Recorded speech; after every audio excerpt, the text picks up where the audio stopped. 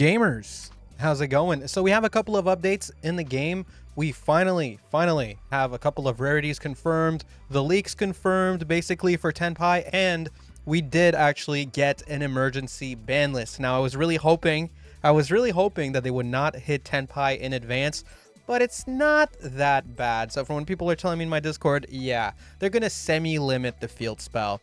Not that bad. I was worried they would just limit it straight up as soon as it comes out, but I think semi-limited is fine. We're probably just going to run an extra copy of Genroku, right? Alternatively, it's a little bit extra space for another staple, right? So not too bad. Now let's take a look at these confirmed rarities here for what we can see. So yeah, the pack that's come in here, they're confirming a couple rarities.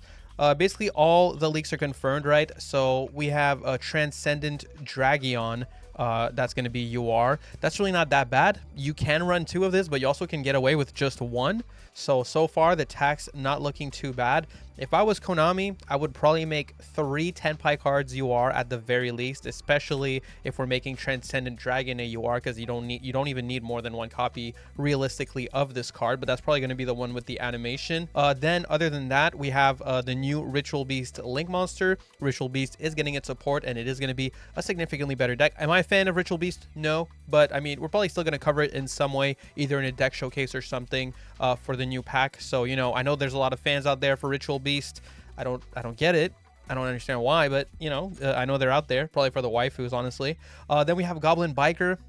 Shout out to the 4 people that are gonna build Goblin Bikers, I guess. Like, yeah, I was super hyped for Goblin Bikers at first, but I don't really like their art, and I don't think they're very good. So I don't know if I'm gonna be building this deck. Again, probably gonna be in a deck showcase because we like to do those, but not super excited for Goblin Biker, more so excited for TENPAI. And Infernoid is also getting its support, but yeah, I don't think Infernoid is just going to suddenly become a crazy deck. I don't even think it's really going to move much on the tier list, but it is going to be better, you know? So shout out to the Infernoid players out there. What's this one? Flame Tongue of the Burning Blade. It's a warrior, 2 fires. Is this like noble support? Spells and traps you control cannot be destroyed by your opponent's card effects. You can target one of your banished fire monster, add it to your hand, but you can't activate its effect for the rest of this turn. As a link, a generic, well, not really generic, but a fire link too. That's quite good. It's basically fire support, which God knows fire needs more support, right? And yeah, protecting face-up spells and traps. That seems really good in Infernobles, low-key. Kind of. I don't know. Maybe I'm tripping. This is looking like the UR I'm going to be dismantling in this set, you know, most likely. But, you know, I'm still excited for the pack. It's going to be changing up the format quite a bit. And even the way Master Duel is played might change a bit. Even the staples people run might change a bit, with people picking second a lot more than you'll be used to. You'll want tools to deal with those insane board breaker type decks. So going first decks are probably going to be trying to make their board as like crazy and unbreakable as possible. And on the flip side, you know, we're going to have TENPAI just kind of like running every board breaker imaginable, bunch of hand traps, you know, maxi drawing into basically everything you could need. It's gonna be a crazy format for sure. So yeah, if you guys want to participate, by the way, when we do those deck showcases, just join the Discord, right? The link's in the description. You know, so if you wanted to build like Ritual Beast, Goblin Bikers, or just use any of the new support that comes out in this upcoming set, we like to do deck showcases whenever there's a new box. So I'm definitely gonna be doing that, especially because I don't really like building every new deck anymore, because I noticed I used to do that a lot, and then I wouldn't cover all of them anyway. Like, I never made a deck profile for Pearly, so I felt kind of stupid for building Pearly. And then I ended up dismantling it because I didn't like the deck, right? Because I don't really like making videos about decks that I hate playing or that I feel unconfident even making a tutorial for. So instead, I'd rather cover those in a deck showcase format where I'm just telling you what someone who's better at the deck is doing, you know what I mean? Instead of like trying to learn it myself and then tell you how I would do it. So yeah, it'd be really cool if we had a bit more people participating in the deck showcases. Not that no one's doing it. I mean, we got people doing it, but you know, if you were interested in doing it, you should join the Discord. Another thing that could be cool to do is just kind of like theory craft what we think the rarities are gonna look like. Yeah, so if we're looking at like the TENPAI archetype, and we're just thinking like, okay, what's gonna cost what? Like how many URs is this engine gonna cost? We already know this one's UR, right? And it's rare that they make 4 cards in an archetype UR. Maybe they will. I could see them doing it.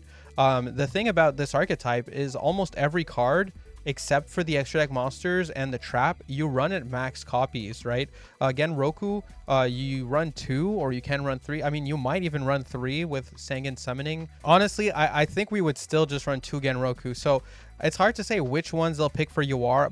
If I were to guess, when they're going to hit Tenpai, they're probably going to want to hit the field spell. They already semi-limited it, and I would not be surprised if, you know, at some point they limited it and even banned it when they really wanted to kill the deck.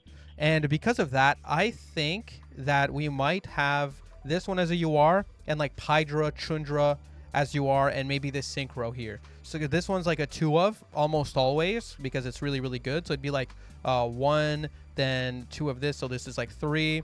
And then like 3 more here, 3 more here. So that would be like 9 URs. And then if they decided to also make the field spell UR, even though they're going to probably make you dismantle it later, then that would total out to like 11 URs. So I wouldn't be surprised if we have about, you know, 9 to 12 URs. More so, I'm expecting like 11. I don't think they're going to make Fadra or Genroku UR. I think that would be a pretty weird decision. So yeah, not the cheapest deck ever, but it's going to have a big meta impact, and I think a lot of people are going to enjoy having a going second dedicated strategy, you know, where you just blow up the board, go for game like that. So yeah, it's going to be pretty satisfying for those kinds of people. I consider myself that kind of person. Very happy to have a deck that's going to be easy to just break the board and go for game. Either way, guys, that's about it for this video. I just wanted to talk about all this new stuff, you know, give you a little bit of an update, especially because in my last video I was mentioning that we still don't know if they're gonna like emergency hit Tenpai, and it seems like they finally did. But I think Sangan summoning to 2 is totally fair. This card is like literally Miscellaneousaurus, like it literally, your monsters are unaffected during the main phase, and then it also searches a card. So, and then it also doubles the attack of your monster if it's destroyed, which is really easy to do with Trident Dragon. So yeah, this card kind of does it all for you. So I think it only makes sense. Also, you easily search it with Pydra. So it's like, yeah, this deck has a bit too much consistency, honestly. The Flash Spell is not in here. Actually, the Flash Spell might also be UR. That's another one that could definitely be a UR. It's a Sangan card, I guess. Yeah, okay.